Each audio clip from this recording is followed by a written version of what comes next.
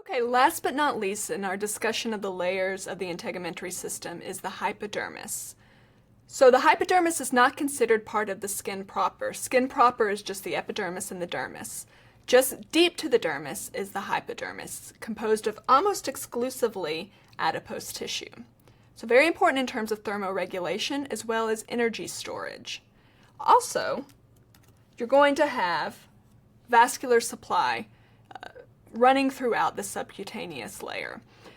The more adipose tissue you have, the more blood vessels are going to be created, the more vascularized this region is. So also very important, similar to the dermis, in terms of blood running through this area, particularly in resting adults.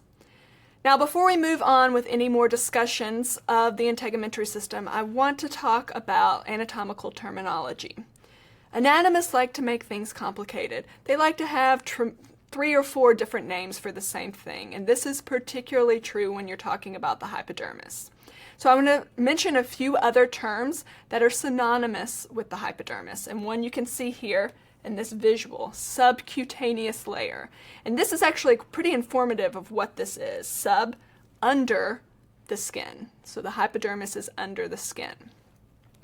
Another term that you may see in any future studies is superficial fascia. Superficial fascia is synonymous with hypodermis or subcutaneous layer, and this is going to be superficial to the deep fascia. Deep fascia is going to surround muscle and bone, create muscle groups and so forth, so you'll have it in between the skin as well as the deep fascia.